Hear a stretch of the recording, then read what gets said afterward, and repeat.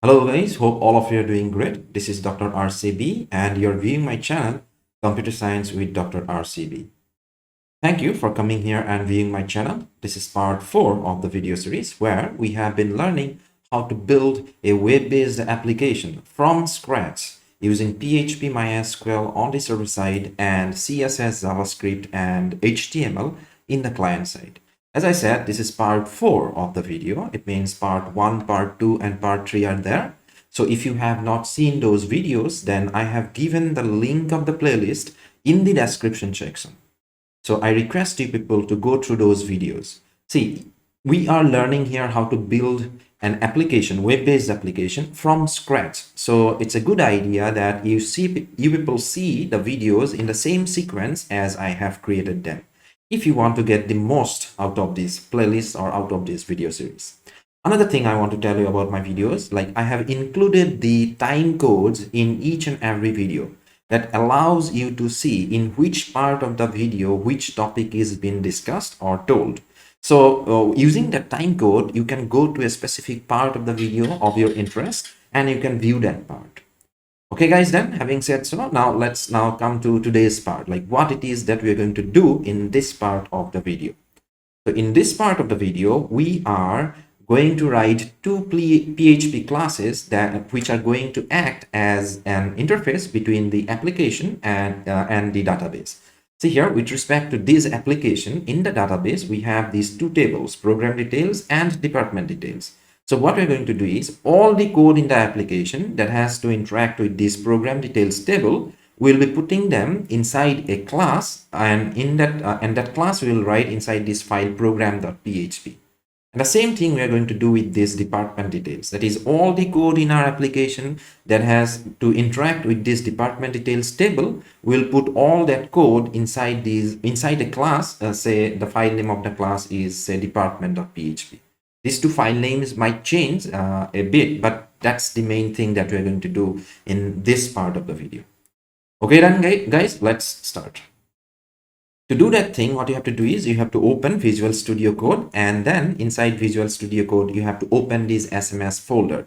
See, this folder I asked you people to create in part 3. That is, we have created this folder in part 3 of the video. And also inside this folder, I asked you people to create this database folder. That is, we have actually created this database folder inside SMS folder, where SMS is the root folder, and inside that we have this subfolder. Now, we already have written a class actually inside database folder, that is database.php. Inside this file, this class definition is there for this class database. And why we use this class? Inside the constructor of the class actually, we are creating a connection to the database. Now see here, whenever we have to execute any SQL command from a PHP program, we need to first create the connection, and this is the code to create the connection. So since we have this class, since we already have written this class database, now creating the connection is only a matter of creating an instance of this class database. Clear? And this thing I explained in part 3 of the video, so it should be clear by this time for you people. Okay then, now let's come to today's point. So what we have to do is you people select this database folder, and then there you create a file, and let's call it say programdb.php. You can call this file anything you want, but I'm calling it say programdb.php. Okay, done. Press enter. And once that file is created, it is going to be PHP file certainly, and we are opening the PHP tag, closing the PHP tag. And here, as I said, we'll be writing a class. Let's call that class as programdb, and then enter. See here, the name of the class right now is same as the name of the file, but it is not a necessity. It means you can easily call this class as say, programdb xxx, or any name you want to keep, you can keep. It is not a necessity that the name of the class should be same as the name of the file. But here, I'm keeping both of them same. Okay, done. And also what we're going to do is from inside this class, we might have to refer to the class database. Okay, so for that reason, we'll include this file database.php with our code. So for that reason, you know how to include a file with our code, that is require once, yes, and then there you have to write database database dot php. Done. Now we have to write some public functions inside this class program DB. Now it's a question now, what are the functions that we have to write inside this class? Okay, for that reason, let's go back to our reference model. That is the like this is the reference actually. This is the application that we are building. Now from here we can from the requirement we can get an idea like what are the functions that we might have to write inside the class. So let's see one simple function or requirement of this application. That is, as soon as we load this page, what we want is we want to see all the programs along with their department details appear on the screen, right?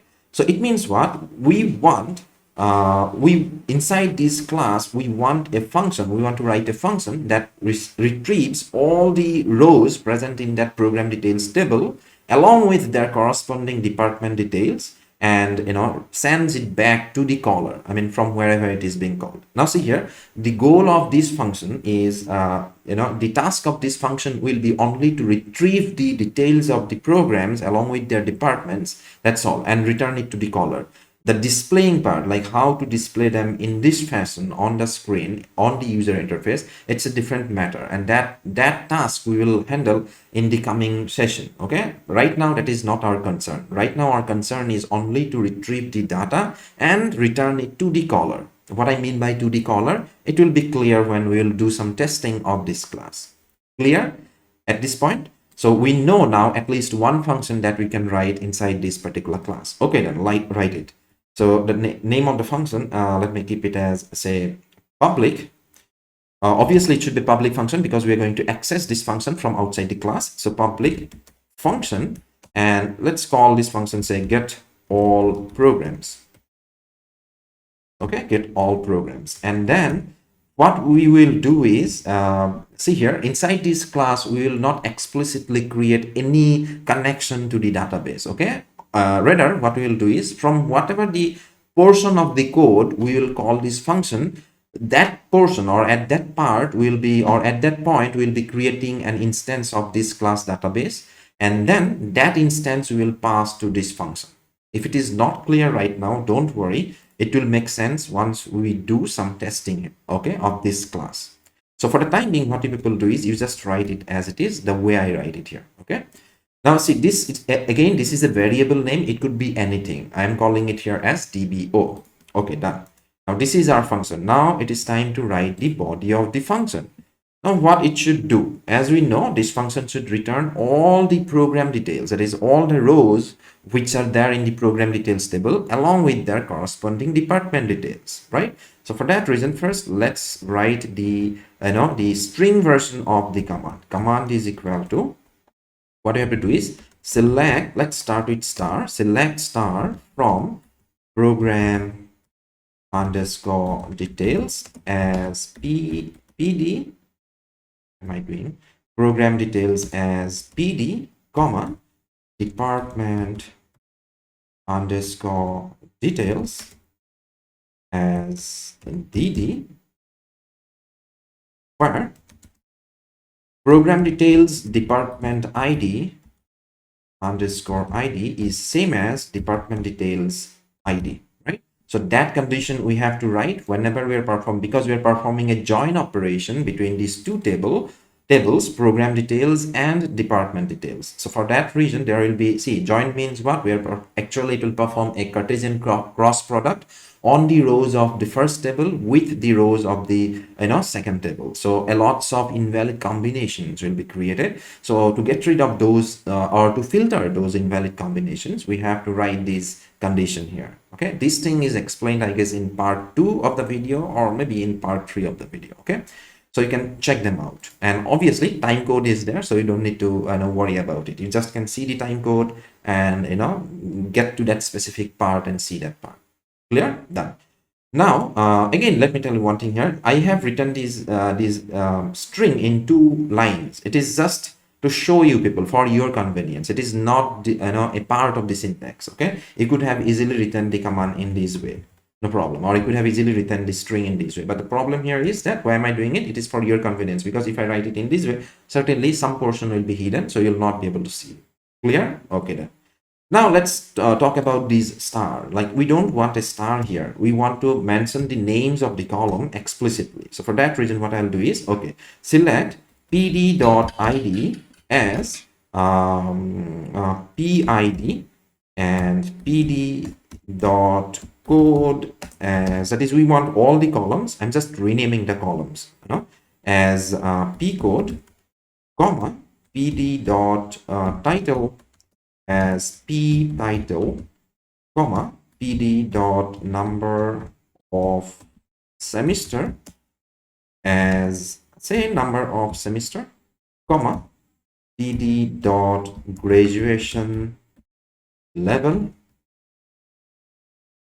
as GL, comma, pd.technical level underscore level as technical level, comma, and see here pd.department ID and department details, that is dd.id, both of them are same. Okay, so we can keep any one of them. So I'm keeping here pd.department underscore ID as department ID. Okay, done. So PID, that is programs ID, program code, program title, program number of semester, graduation level, technical level, department ID. Okay, and from the department details table, we want dd.title as d title, comma, dd.code as d code. Done. So these are the columns that we want to select from the cross product of these two tables, right? And that this is our command, string version of the command, right? Now we want to then, the next step is we have to create a compiled version of the command. So for that, let's declare a variable, say statement. You can call it anything, statement is equal to. Now, how we can create a compiled version of the command? For that, we need an open connection, and we are assuming that the connection is there inside this variable. And what we are assuming actually is this variable is nothing but it is an object of the class database that we have created previously. So, okay, then on that object, DBO, there should be a connection variable or connection object. And on that connection object, we want to call this execute function. Okay. Now, these inside to this execute function, we have to pass, as you know, the string version of the command. Now, as soon as we execute this instruction, it will create a compiled version of the command. Now we can execute that compiled command. And how we can do that? Simply on that statement object, we can call the function execute. Okay. Here actually it is not execute, I'm sorry, it is prepare. Okay. That is, to create the compiled version of the command, you have to write here prepare, and then that compiled command you can execute using statement and arrow execute. Done. Clear? And then now the command is executed. But since it is a select command, it means what? The execution of that particular SQL command will return, it might return a set of rows based on the conditions that we provide here in the where clause. Okay, that is in this where clause. So whatever it is, whatever the rows are selected by the select command, we want to retrieve them. Okay, so for that reason, how to retrieve the selected rows? We can do it in this way. Say all these rows we can access using this statement object executed command. Say statement arrow fetch all. This is the function, PHP function you can use to retrieve all the selected rows. And in which format we want to retrieve them? We want to retrieve them in the form of an associative array. So for that reason, what you can do is you have to write here PDO : fetch associative. Okay, done. And then what we'll do is we'll store the return value of this fetch all command in this variable, say RV, and then at the end we will return this $RV. Okay, hope I didn't do any mistake here. So if I didn't do any mistake, then this function we can test now. Okay, so this is the function. Actually, we created the command, we wrote the string version of the command, then we created the compiled version of the command using this function prepare, and then we executed the command, and then using fat solve function we retrieved all the rows selected by the command and then stored it in RV, and at the end we returned this RV to the caller, like from which point, whatever the point of the code we are calling this function, at that point, to that point we are returning this variable, or the result actually. Okay then. Now, since we have written this function, now it is time to actually test this function, whether this function is working fine or not. Okay, once it is tested, then we can write the other functions. Is it clear? If you have any doubts or queries, please let me know it in the comment section. And please do not forget to subscribe the channel. If you like this video and if you think these videos are worth seeing, and from these videos people can learn something, then please subscribe the channel. I really in the need of lots of subscribers. Okay, now let's that was a shameless advertisement, but then also it's a request also. Okay, then now let's do the testing. So for that reason, what we will do is for testing, we can use all these test files already there, but what we'll do is for today's part, we'll create a new test file. Now remember one thing, these test file will not be a part of the actual project. We are just using them for doing some testing. Like whenever we create a part of the code, then we want to check them, so we'll be using these test files. Okay, but at the end they will be deleted. Okay, clear? So for today's part, let me create another PHP file. Say for example part4 test.php. Okay, and here what I want to do is, obviously it's a PHP file, so first do the first thing, and then include both this database class and then program details class. So for that reason, I'll be writing require once, and I'll be needing here database.php, and also I'll be needing here this programdb.php. Okay, just to make sure that I don't do any typing mistake, I'm copying the name here. Done. And then let's create one instance of this class and another instance of this class. How do you do that? Straightforward, right? Give a name of the variable and then call this this function new, and then whatever the class name. Done. And then similar thing we have to do, say PDO. Like this is just a variable name. Okay, you can easily write PDOX or ABC or anything. Okay, but I'm calling here say program details object, short form PDO, is equal to new sorry, it's not database, it's programdb. We want to create an instance of the class programdb. Done. Now on that instance, on this PDO instance, we want to call this function get all programs, this function actually. Okay, and this function requires a variable or a parameter, and that parameter is this DBO. We have to pass this DBO. That's all. Done. Now what we know is that we have written this function, and this function returns a value. So if it returns a value, let's store that value in this variable, say RV, and then print it, say print underscore R and then $RV. Now if everything is fine, we should be able to see the output on the screen. So let's before actually executing and seeing the output, let's predict the output, what it will do.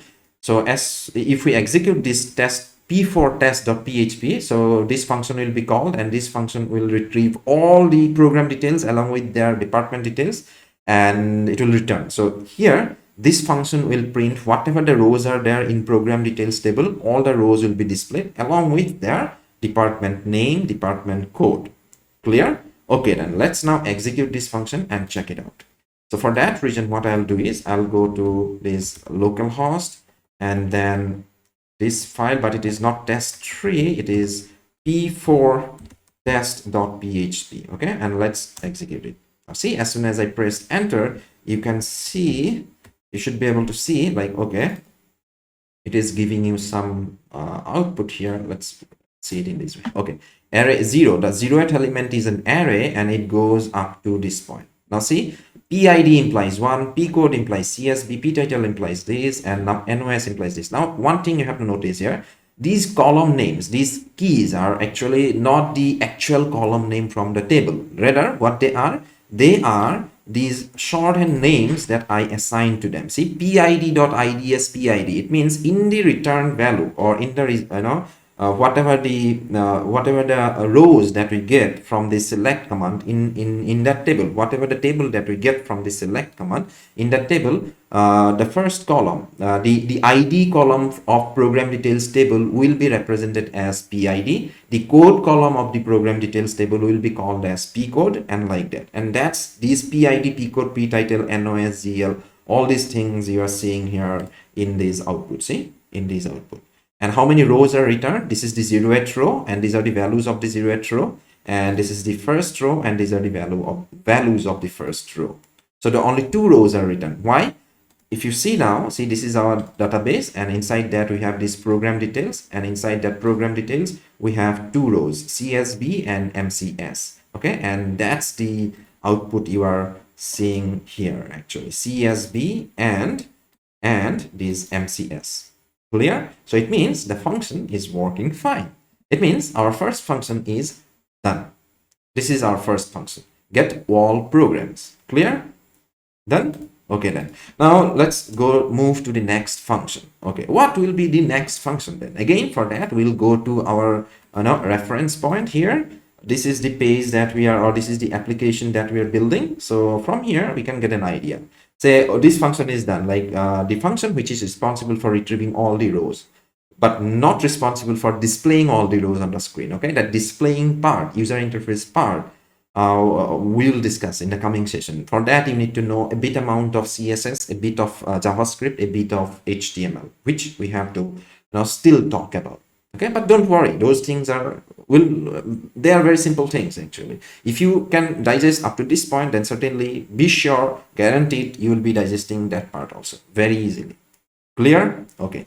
Now what is the next function that we want to write? The next function is, say for example, this add new. As soon as I click on add new, some user interface comes, and then the user has to type here the name of the program, the code of the program, and all these details he or she has to fill up, and then at the end he or she has to click on this submit button. But as soon as we click on submit button, what we want actually, if everything is fine, then we want a new row to be inserted in the program details table, isn't it? That's all that we want. So it means what? There should be a function inside this class that actually receives the input from somewhere, like from wherever we're calling it, that receives the input, and then based on the input, it creates a new row in the program details table. So now we know what function that we have to write. We got the requirement for our next function. So we'll be writing it then. Public, and then function, then say for example, create new program. So now for this also, the first parameter will be the database object that we will assume that contains a connection, open connection, on which we'll be executing the command. First parameter is fine. Now what about the rest of the parameters? The rest of the parameters will be, like, say here, if I click here, like it should be the title of the program, code of the program, department, not name, department ID of the program, number of semester, graduation level, technical level, and all. It means what? It should contain, you see here now, this program details table, if you see the structure, it should contain that particular function. This particular function should take input. Here you have to specify the parameters corresponding to each of these columns, except this ID column. Why not this ID column? Because this ID column is specified as auto increment column. So for that reason, you don't have to specify any value for it explicitly. Automatically, whenever a new row is inserted, a new value will be assigned to that particular row. Clear? So for the rest of the things, like for the rest of the columns, you have to specify the values. How many columns? 1, 2, 3, 4, 5, 6. So 6 values it has to take. The caller has to specify 6 values here, or the number of parameters in this function other than DBO should be 6. Okay, then let's write them. Say for example, code, comma, title. They should not be same as the name of the column, but sometimes coincidentally they might match here. Okay, code, title, and then see number of semester I have written as NOS, but in the actual table it is NO underscore of underscore SEN. Clear? Okay. And then similarly, graduation level, I'll not write the entire name, I'll rather write GL, and then technical level as TL, and we have to specify department. Okay. Okay, we have to specify department ID. So let me call it a DID. That's all. 1, 2, 3, 4, 5, 6, 7. 1, 2, 3, 4, 5, 6. And then DBO is 7. Okay, done. These are the inputs. Now, these inputs, we have to like pass to the SQL command to create a new row in the program details table. We know how to do that. If you have seen part 2 of the video, then it is damn straightforward. Okay, then let's do this straightforward task then, isn't it? Okay, let's first create the command. I mean, string version of the command. Command is equal to, insert command. Insert into, let me make it slightly bigger so that just to make sure that people can see it actually. Insert into which table? Program details. Program underscore details. And what else? Insert into that particular table. And then we want to specify the name of the columns. And then we have to specify the values, right? That's all. Now, what are the columns? The title column and the code column. Then number of, see here we're writing the actual name of the column. Here you cannot do like, you cannot write any other thing other than the names of the actual columns, but order could be anything here. Okay, title, code, number of semester, then graduate, GRADUATION underscore level, comma, technical level, technical underscore level, comma, what else? Then department ID, department underscore ID. It should be 6. 1, 2, 3, 4, 5, 6. Done. And then values. What are the values that we have to specify? Now see, as if you have seen my part 3 video, then there I said you that whenever you are passing values to an SQL command from a PHP program, directly the actual values you do not pass directly there. That is, I don't write here directly, say for example the value of the variable code or something like that. Okay, I mean it is dangerous because if you write it that way, it will be vulnerable to one of the very common attack, SQL injection attack. So there is a standard way of standard way of writing such commands that actually gives you the protection against SQL injection attack. Okay, we'll follow that standard way. That is, we'll be using parameterized or prepared statement basically. Okay, so these things I have discussed in part 3. So you can see the time code and you can go to that part and you can check actually what it is that I'm talking about. Okay, but the point here is that we will not directly pass the values here. Rather, what we will do is we'll create some placeholders. Okay, and these placeholder names, you can keep anything you want. Okay, so let me do it in this way. Values, and then I'm creating a placeholder for say for example code. No, I have to specify them in the same order these values are there. Okay, so title, comma, I have to create a placeholder for code, but the name could be anything. I could have easily written here title X, no problem. Title, code, and then another one is number of, basically for all of them I have to create a placeholder. So what I'll do is I'll just copy them and I'll paste them here, and simply I'll put this column in front of them. This, and then this one is this. For technical level, this is the placeholder. For department ID, this is the placeholder, right? These names you could have given anything, but it's easy. Like if you keep the same names, then you can do a copy paste. You got the point here? Okay, if you have any confusion, if people can let me know it in the comment section, I'd like to help you actually. Okay, done. These are the values for the command, and that's all. The command is ready. The string version of the command is ready. Now what is the next step? The next step is to create a compiled version of the command. Okay, so how do you do that? For that, let's call it statement. And how do we create it? Okay, we need an open connection, and we know where that open connection is. It is inside this DBO object. There is this data member called CONN, and that is the actually that is a connection object. Okay, and on that connection object we want to call prepare function. Okay, prepare function, and then we have to pass there this string version of the command. Done. Then what we have to do is we have to we created the prepared version of the compiled version of the command, and then we want to execute the command. How do you execute the command? For that, you just have to write statement arrow execute. Now see, execute, execute. Now see, since it is a the command, actual command contains some placeholders, then we have to specify the values against each of these placeholders. Okay, so for that reason, what you have to do is when you call execute function, you have to specify the actual values against these placeholders. Understood? Okay, and then let's do it in this way. So for how do you specify them? In the form of an associative array, where each placeholder name will specify as a key, and against that will specify a value. Okay, let's start with this title. Okay, so the placeholder is title. You can say omit the colon, but I'm writing the colon here. Title implies the actual title. What is the actual title? Actual title is this particular variable, whatever the input it is received from the user, that input. Okay, so here I'm writing $title. Execute title implies title, and then comma, then specify the next one. I could have written easily in the same line, but just to make it more readable, I'm writing it here. Okay, then title implies this, and how many we have to create such key value pairs? 1, 2, 3, 4, 5, and 6.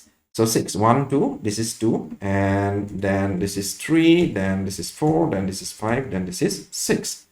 This is title is gone, then the next one will be code. So code, next one will be number of semester, next one will be graduation level, next one will be technical level, and the next one will be department ID. Department. And the title will have this value. Let me bring myself down. Title will have the actual value. It will get the actual value from this variable title, and code will get the actual value from this input parameter code. So right here code, and the number of semester will get the value from this input parameter NOS, and similarly ZL and TL, obviously ZL, and here it should be TL, not STL. Okay, and the last one is department ID. Okay, and here I'll be writing DID. So that's how. Let me again bring myself back to my position, and done. Now this will be the command that will be executing. Okay, done. Like when we write statement error execute, it will execute this command, and if everything is fine, then the new row will be inserted into the table. But is there any chance is there any chance of any exceptional case here, like when we try to execute this particular command? Yes, actually, you see here we're trying to insert a new row where we have to specify the code, right? Now see, who will specify this code? This code will be specified by the user. Say for example, I write here this, say, just see here, one code is, say for example, CHP. The user clicks here and writes some other details, but along with that, here he or she writes CHP and clicks on submit. So this time when these inputs, when the program actually tries to take these inputs and create a new row in the database table, then what will happen is that since this column is actually this code column, you can see is on this column there is this unique key constraint applied. It means no two rows can have the same code. It means that's a violation of the unique key constraint. So for that reason, it is not possible to insert a new row into the table with the same code. So obviously, if you try to do this, then or if this command, if the program actually executes the command with one duplicate code, then it will be an exceptional situation. So an exception will be raised, or an exception will be thrown from this part of the code. There is a possibility that this line, when you try to execute, it might throw an exception.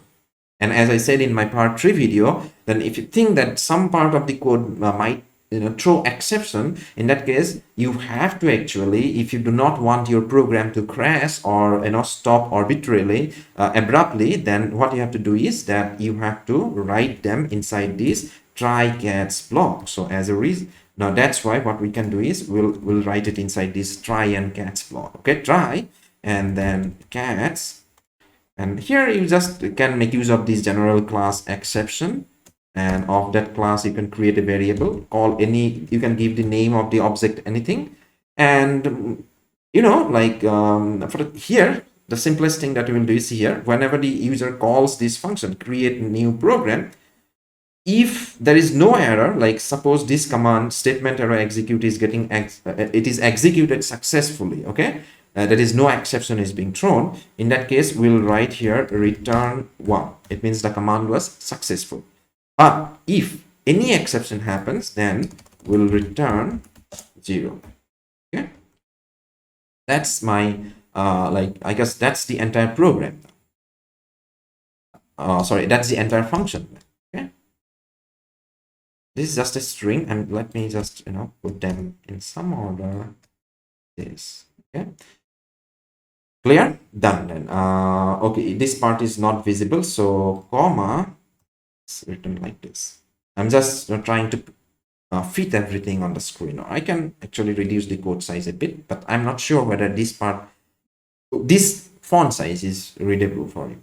Okay, but anyhow, this is the code. Like this is the string version of the command. Insert into program details. These are the columns against which you have to specify the value, and these are the, you know, like placeholders. Okay, and when you execute the command, first you have to create a compiled version of the command, and then you have to execute the command with by specifying the actual values against each of these you know, format specifiers. Okay, that or placeholders.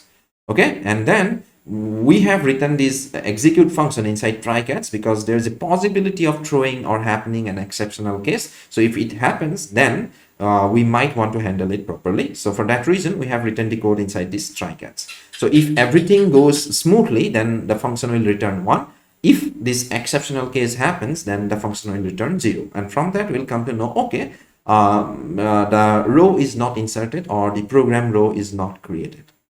Okay, fine, understood. Okay, then now it is time to test the function. So for that reason, again, we'll go to p4.test, and there we'll get all the programs. Okay, and first we'll see what are the programs there, okay, as it is, and then what we'll do is we'll write again return value is equal to on this object we'll call now not get all programs function, rather we'll be calling create new program function. Okay, we'll be calling this function, and then the first parameter is DBO, no problem, and then we have to specify the code. Let's say the code is let's specify a code which is not there, ECE, and the name of the program, the title actually.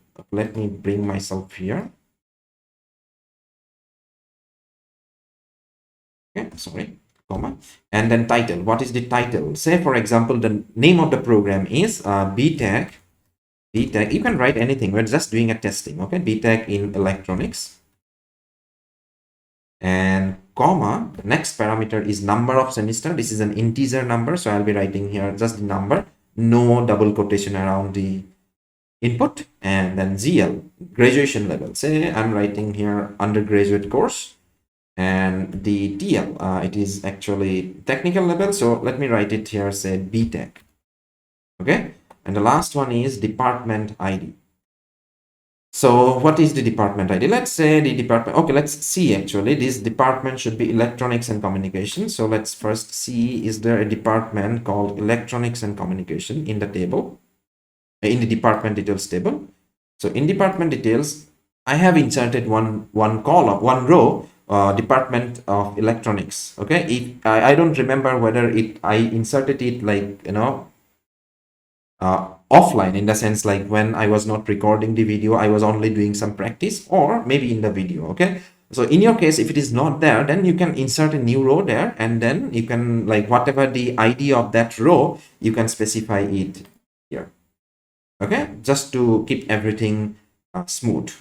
Okay, done. Now if everything is fine, then we execute it. Let's say now whether it is an exceptional case or it is a normal case. Okay, so for that reason, we'll simply echo whatever it is the value of that return value. If it is 1, it means we'll come to know the row was inserted. If it is 0, it means we'll come to know exception happened and the row was not inserted. And at the end, again, what we'll do is, again, we'll retrieve all the rows from the table and we'll display it.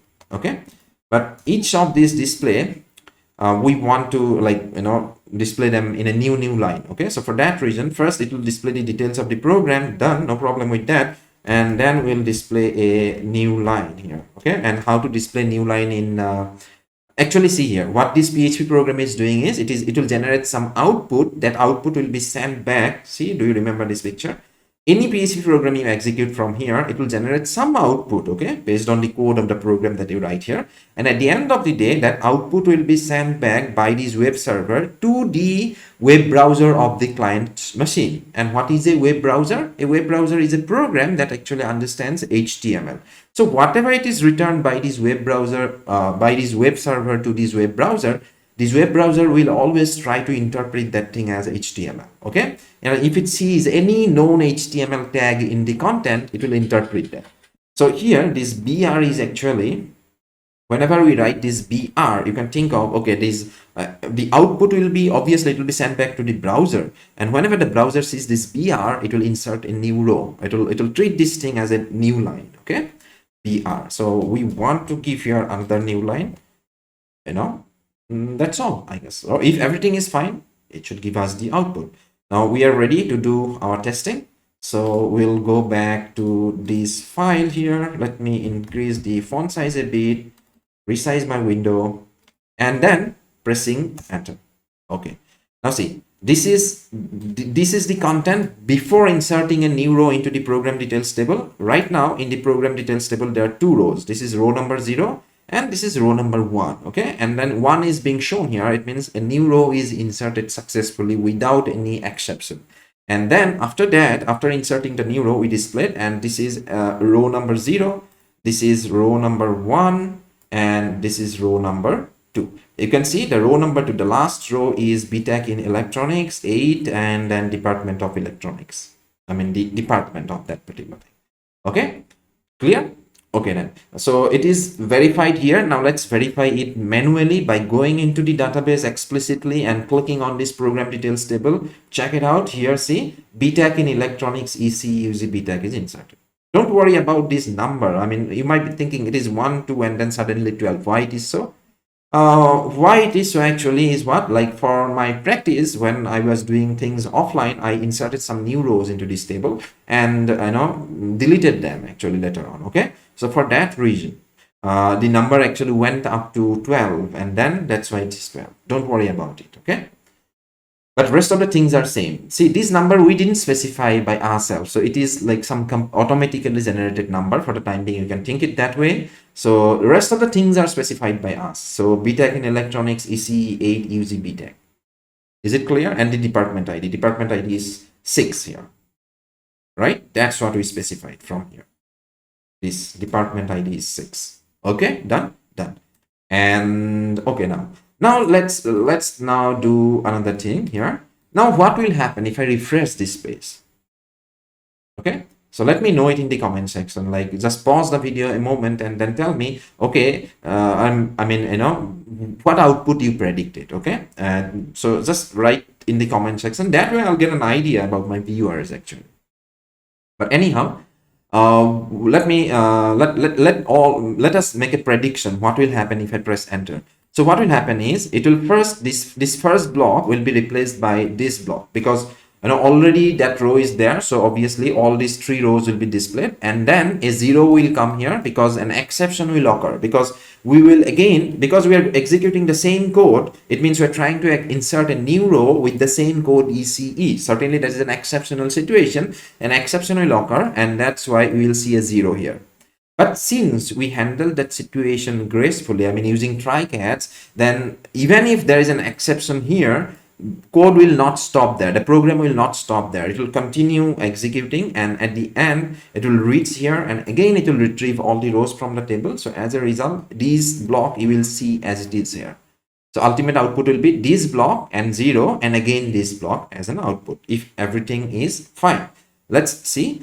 I'm clicking here and I'm pressing enter to refresh the page. Now see here, this block, all the 3 programs, then 0, and then this 0 is coming because there was an exception. Is it fine? Okay guys, then if you have understood, then we have successfully completed the second function also. Now let's talk about the third function. What could be the third function? Okay, for that reason, what we have to do is, let's go back to our reference point again, and then from here, let's see what could be our third function. So this function is done, retrieving all the rows, inserting a new row, and then the user clicks on that edit button. Okay, then yes, when the user clicks on this edit button, you can see a user interface comes. Along with that, all these details are filled up, isn't it? Like the name of the corresponding program. If I click here, then the name of the corresponding program, the code, the department, number of semester, all the details comes. And then the user, if the user wants to do any modification, he will do some modification here, and at the end click on submit. But I'm not right now talking about the update function. Don't go in that direction. Okay, right now which function I'm talking about is, see here, as soon as the user clicks here, okay, what we want actually is that to get a fresh copy of the details of the corresponding program, what we might want is that, okay, first make a connection with the database server and get the details of the specific program, represented by maybe this code or maybe the ID of the program. Clear? So right now, that is the thing that I'm talking about. One might say, okay, why not? All these informations are already here. So why to make an extra connection? Yes, it is possible that we can take all the information from here, but again, it might be like, it might happen that, okay, we always wanted a fresh copy of the details. Okay, so not from the user interface, from the not from the client side HTML or HTML code, we want the data, we want a fresh copy to be retrieved from the database. Okay, just a use case I'm telling you. Okay, so what ultimate point is that is the user might specify that is, we in this class we need a function that can actually retrieve the details of a specific program based on the code of the program. That is, whatever the code of the program the user specifies, based on that it retrieves all the data. Another similar function could be, it retrieves all the data related to a specific program, but not based on code, based on the ID of the program. Clear? Okay, then let's write these two functions. Okay, then these two functions will be very much straightforward, because it will be very much similar to this function. Only thing is that we are retrieving a specific row rather than the entire set of rows. Okay, other than that, rest of the most of the things are same. Okay, then for that reason, let's write this function. Public function get program details, PROGRAMME by code. Get program details by code, and done. Now here we want this DBO as it is, and we want also to, since by code we are retrieving, also we want the user or the caller to specify the code. Okay, when I say caller, it means it could be a piece of it is actually an intermediate piece of code. I mean, here, for example, these are the callers. Like from here we are calling this function, from here we're calling this function, like that. Okay, done. Now public function get program details by code, done. And for that reason, what command we have to write? We have to write exactly more or less the same command actually. Okay, let me copy it actually. We'll be copying this where clause, everything I'm copying from this function. Okay, and then I'll do this modification. So what you have to do is you have to copy the code of get program details function and paste it here. If you don't want to type, if you want, you can type. Select this, everything is fine. Program details SPD where this. Okay, this clause, this where clause should be there, must be there. Along with that, you also want to specify, and along with that particular condition, we are specifying an extra condition. And what is that extra condition? And program details code must be equal to here.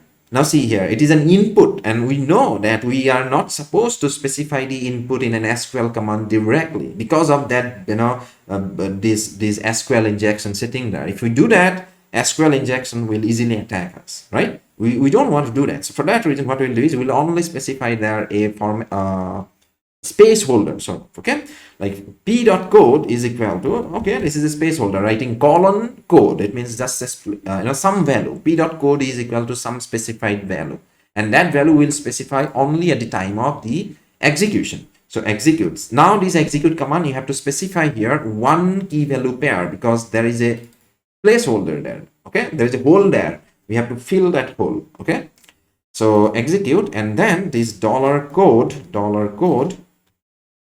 and implies what is the actual value. The actual value should be this value, code. Okay, execute code. This is the key. This placeholder implies the actual value is this code, the input parameter.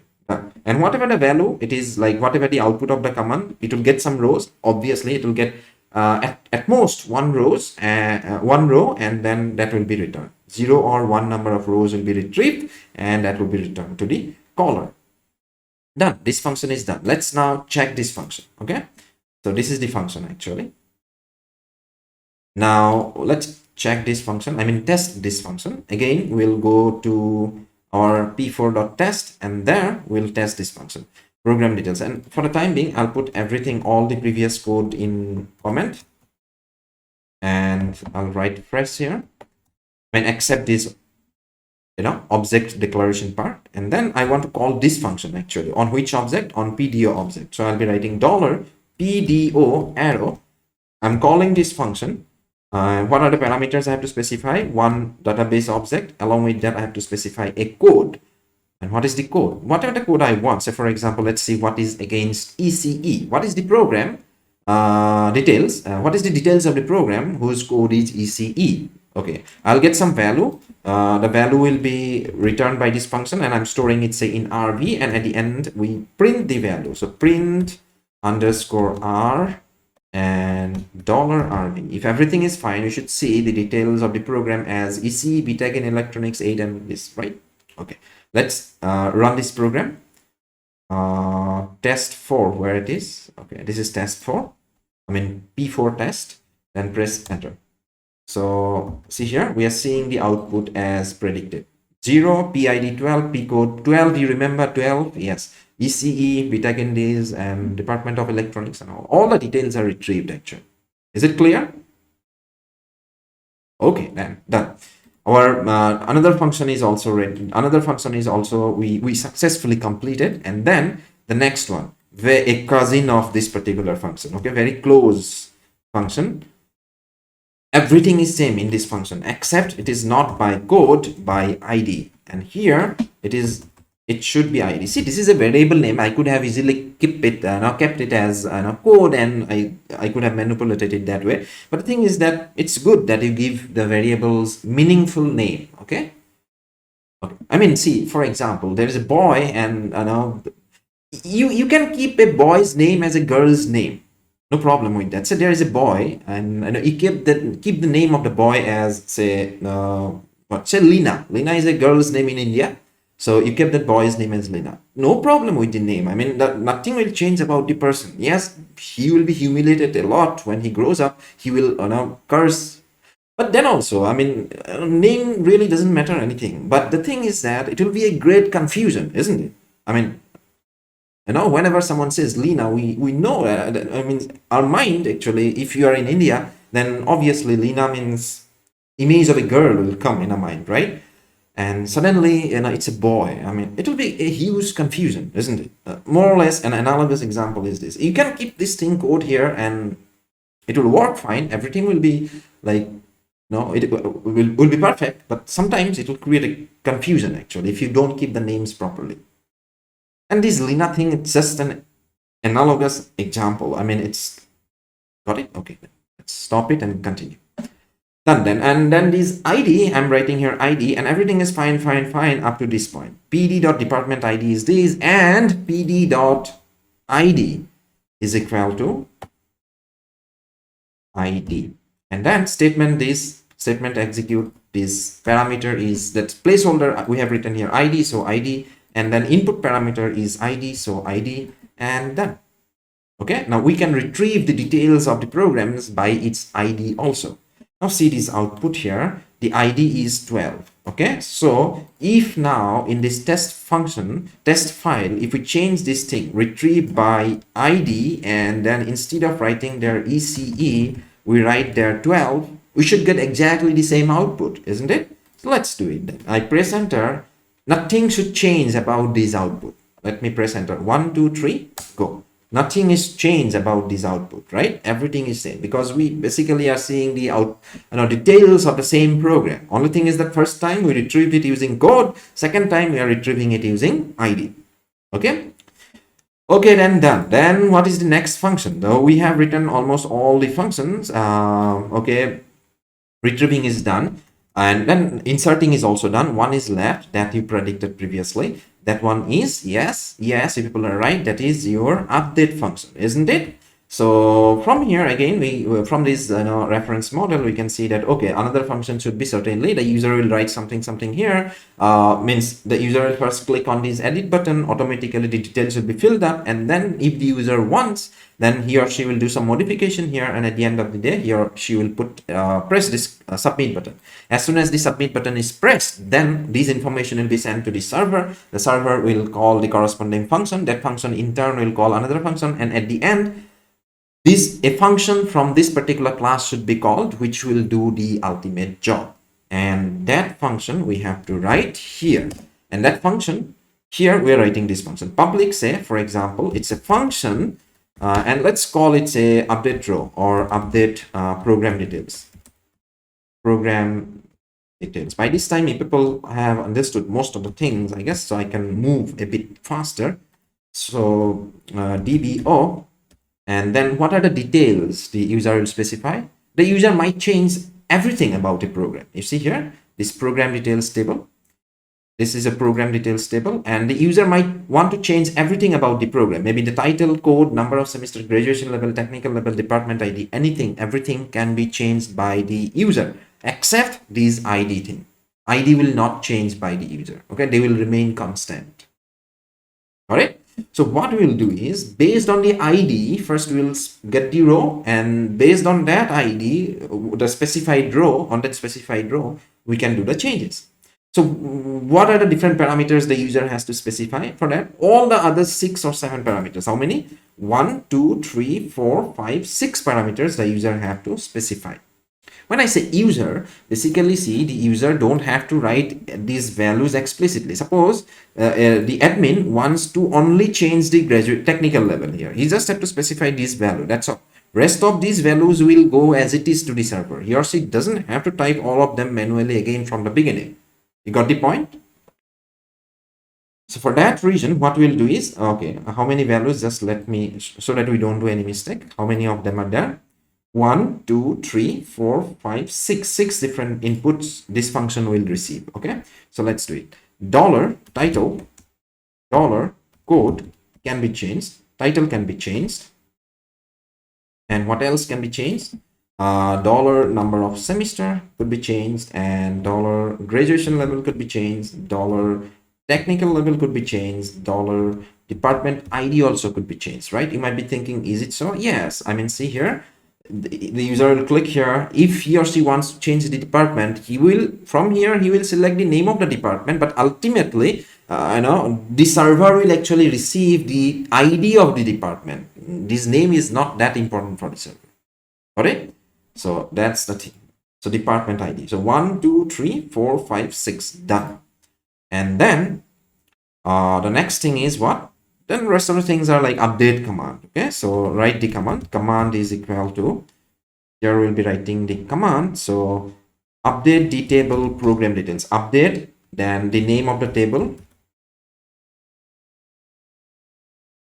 Okay, update program underscore details, and then set. We want to set all these values actually. Okay, set dollar, not dollar, set the column name, the actual column name. Okay, set the code is equal to some input parameter, some placeholders there. We don't want to specify the actual value, you know that thing, right? Because of this SQL injection attack. Code is equal to code, comma, how many such pairs we want? We want 6 such pairs. So let me copy them. And code implies code 1, 2, and then 3, then 4, then 5, then 6. Okay, done. Code is code. These are actual column names. So title, and this is number of semester. This is, say, for example, graduation level. And this is, say, for example, technical level. And this is, say, for example, department underscore ID. And these are some placeholders, so let them call like code. Okay, let's just copy them and paste it. Code, title, number of semester, That is, I'm keeping the placeholder's name same as the actual column name, just to save some time. I could have typed different names there. What is the point of typing different names? No problem, right? I can simply do this. Update this thing is update this program details table. Set the value of code as some placeholder, title as some other placeholder, and like that. Okay. Now our string version of the command is ready. Now it is time to create a statement. So create a statement. Statement is nothing but what? It is a compiled version of the command. So statement is equal to $dbo arrow conn arrow prepare. Prepare function I'm calling, and there I have to specify this cmd string version of the command. The command is compiled and it is ready. Now we can execute it. How do we execute it? So $statement arrow execute. Okay, we are executing this command, but the thing is, since this command has some holes there, some placeholders there, we have to fill them up. So we'll be specifying them in the form of an associative array. How many values you have to specify? Like we have to specify here 6 values, isn't it? Like this implies some value. This one implies dollar. I guess code is written as code. Okay, done. Dollar code, comma. We need 6 such pairs, so we'll be copying it first. This first pair is already done. This is my second pair, third pair, fourth pair, fifth pair, sixth pair. Okay, first one is code. The next one is, say, title. I can copy anything now because I mean from both this side, both of them are same. So number of semester I'm copying. This is the key. Graduation level is my another key. Technical level my another key. I did a mistake somewhere. It doesn't end up like code. Oh, there's this code is twice. So department ID, let this thing. Can I write them in any arbitrary order? Yes, because these are simply key value pairs. Okay, so they need not to be in the same order as these, these values are, right? Because I guess code implies code, department ID implies something, title implies something, number of semester something, graduation level something, technical level something. Let's now fix those somethings. Okay, title. Now title will go to title. Where is title? Yes, this title. And code is against code. Okay, NOS, GL, TL, and DID. These names are okay, fine. Code, department, title done. This is NOS, then graduation level is GL, and technical level is TL. Okay, that's all done. The command, if it gets executed, everything is fine. Now there is again a point here, right? Now when we try to update, say for example, no one can stop the user. Say for example, the user wants to edit this particular row, but the thing is, when he or she edits, he specifies, see here, there is a code already PHP. When he or she edits, he specifies the code. He wants to change this code to, say for example, PHP. No one can stop the user, to specify when he or she specifies a. I mean, no one can stop the user, from specifying a duplicate value in the code field, isn't it? User always can do this sort of mistakes, right?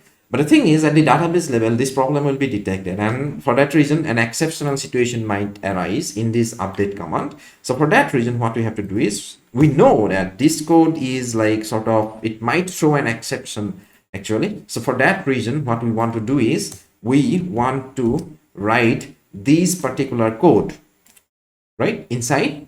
Yes, try can explode, try, and this thing here, it might happen an exceptional situation. So cat seed with this general exception class. You can actually directly write a specific type of exception, say PDO exception, no problem, but I'm going with the easiest way of doing the thing. Okay, EE, and then that's all. And if there is an exception, return 0. Otherwise, if everything is fine, like from here to here, if everything is fine, then return 1. That's all. Okay, so this is the like sort of update program details. Okay, this function will receive all values against each parameter. See, department ID is not used. That's a problem, I guess. Update program details, code, title, number of semester, graduation level, this thing, and department ID.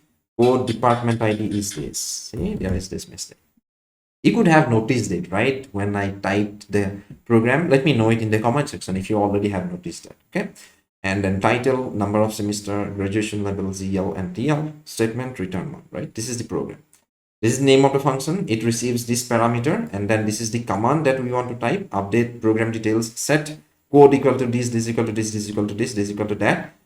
Oh, there is another mistake here. Set this is equal to this, and all these things we are setting, but which row we didn't specify, right? This is equal to this is equal to that.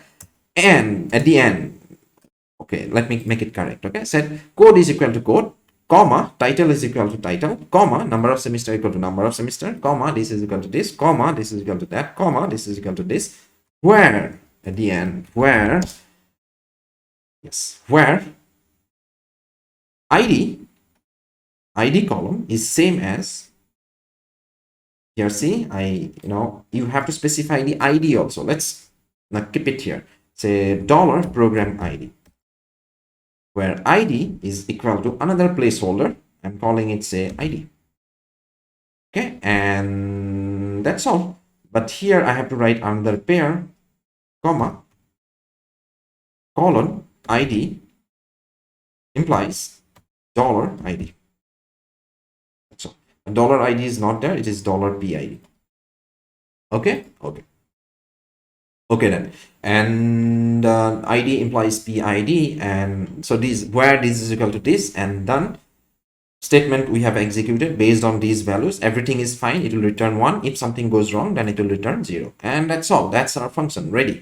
Now let's test this function. That is, we want to suppose now we want get program details by 12. Okay, let it be like that. First we'll retrieve the the program details against this ID 12, and then let's do some changes there. Okay, like again write this thing, but this time return value PDO, not get program details, rather update program details. Okay, this one, update program details of, let's say, the parameters. We have to first specify this PID, which is 12. That is, we want to change the details of the program whose ID is 12. Okay, 12, and then new title. Just for the sake of an example, I'm writing. Okay, it's a cat. And the new code I'm writing here, say for example FRT, or say FFF, just to remember it easily. Number of semesters, say 34. GL, say for example X, and TL, say for example Y, and department ID, let it be 6. So we are not changing the department. Okay, I guess it is 6, right? So we're not changing the details of the department, but the rest of these details we are changing. If everything is fine, then it will print here 1. Let's if no exception, then it will print 1, otherwise it will print 0. But at the end of the day, again, we want to retrieve these details against 12 just to make sure whether it is changed or not, and let's see what output we get, right? So if everything is fine, if it is updated, then here the second command, retrieving the details of 12, it will display you the name of the program as it's a cat, the code as FFF, and all this stuff, right? Okay. And then let's execute this program. Press enter. Now see, it's actually updated.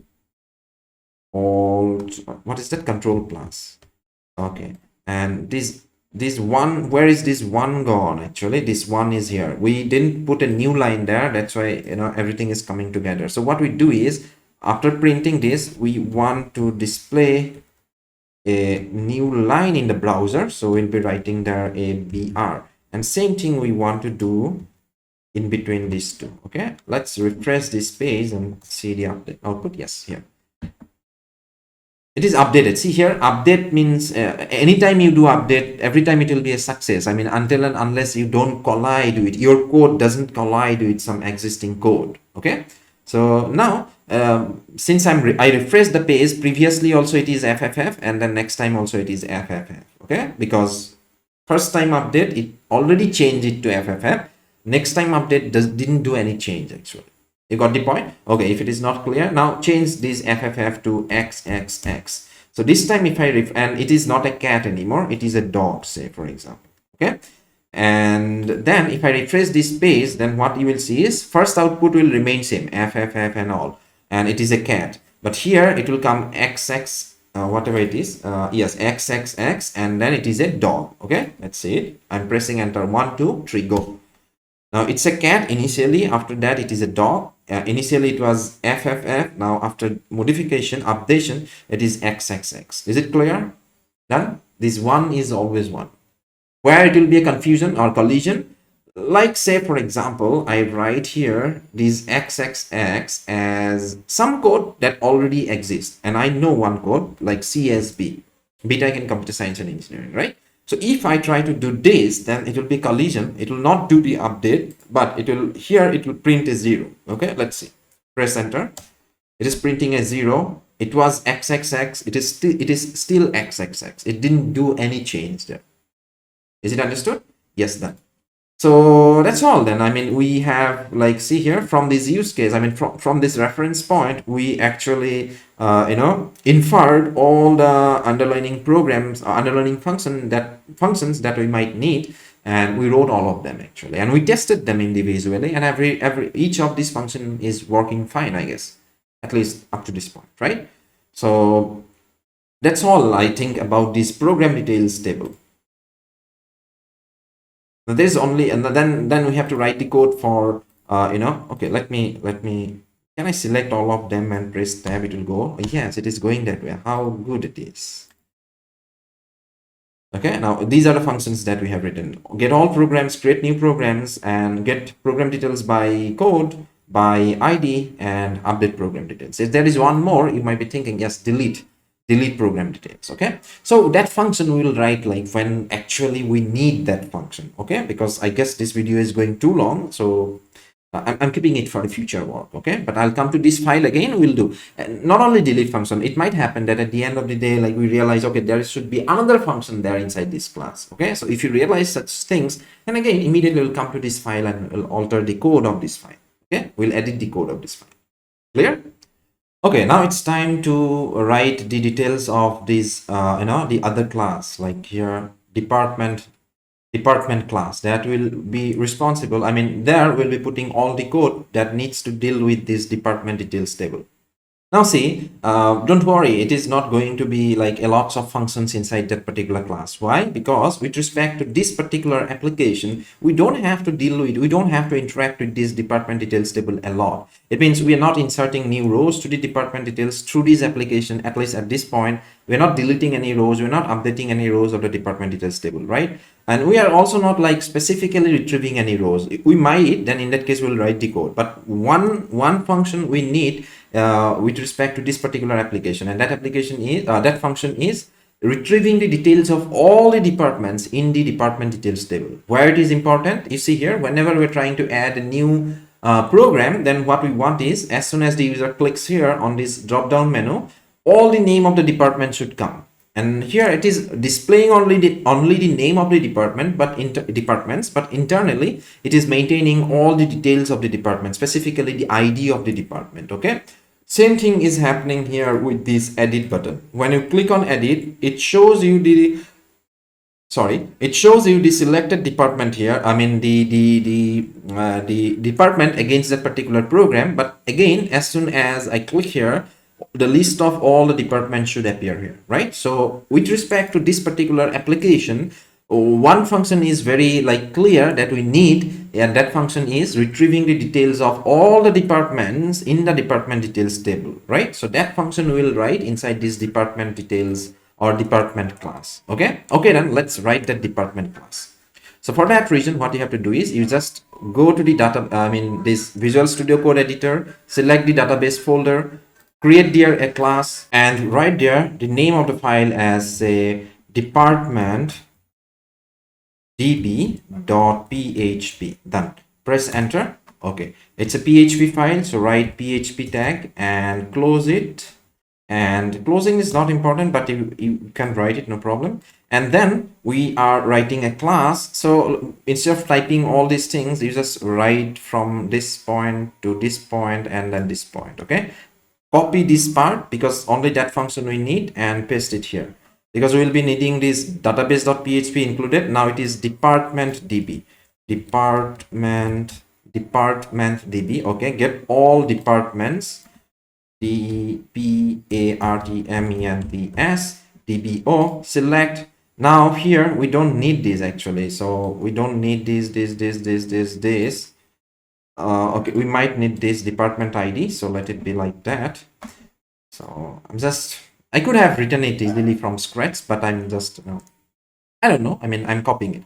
Now here select department dd, just dd dot department id, dd dot id as did, dd dot title as dtitle, dd dot code as dcode. From not this thing is not needed anymore. Okay, from only one table, department details as dd, where clause is not needed, done. That's all, simple. The command is quite straightforward, right? We want to select the department id, department title, department code from department details. That's all. I could have this dd is not needed, but yeah, anyhow I'm writing it. Okay, statement, prepare, execute, and then return it, done. This function is done, but only thing is that we have to close the class definition. That's all. Our class is ready, our function is also ready. We can test it now. How do you test it? You just have to go to this file p4.test, and let's put everything in comment. From here to here means everything is commented, and then create an instance of department details dd. Okay, let that line be there, don't change anything here, but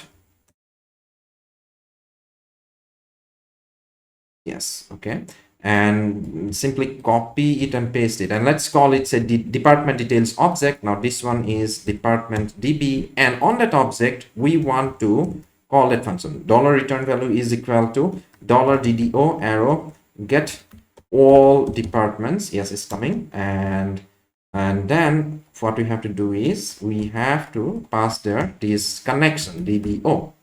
That's all. And then we have to print it, print underscore r, then $return value, done. If everything is fine, it should show us all the departments present in the database. First, let's manually check what are the rows there in the department details table. In department details table,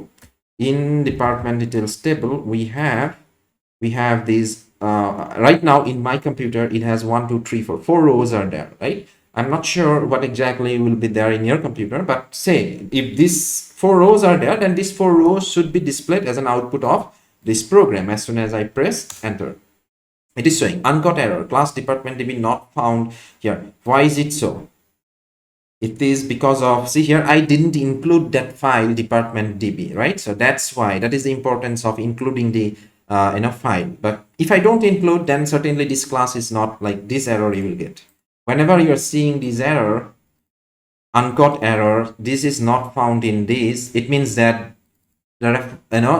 you might have missed the inclusion of the corresponding code file there. Okay, so here you just have to do that change, department db. Oh, I didn't want to, I wanted this thing to be there, but here, why? For no reason actually, department db. Okay, done. You don't have, I don't have to save it, autosave is on, but in your case, obviously you have to save the file, press enter, and see. All the departments, 4 departments should be there. This is department 0, I mean 0th row. This is the first row, and this is the second, I mean the third one. 0 from starting with 0. Let me see here. This is the first one. This is the second one up to this point. This is the third one up to this point, and this is the fourth one up to this point. Okay, so all the 4 rows are displayed from the table. Clear? Okay, then we have successfully completed our department db class also. Okay guys, then okay, so what we did is we wrote these 2 classes, and these 2 classes are responsible for providing an interface to interact with this database table, namely program detail. I mean, this program.php is responsible for offering the interface to program details table, and this department db class is offering the interface for the application to this department details table. Okay guys, then that much only we had to do in this part of the video. See you guys with some new content in the next part of the video. Before leaving, I just want again, I am requesting you people, please, if you think that videos are good and people are learning something, people will be able to learn something by looking at these videos or by seeing these videos, then please subscribe to the channel, like the videos, and share the videos with your friends. Like if you think someone might some of your friends might be benefited from seeing these videos, then just share these videos with them, and or at least let them know about my channel. Let them do a search like computer science with Dr. RCB. They will get my channel, and from there they can see these videos. Okay then guys, that much only in this part of the video. See you guys with some new content in the next video. Till then, have a nice day. Bye guys.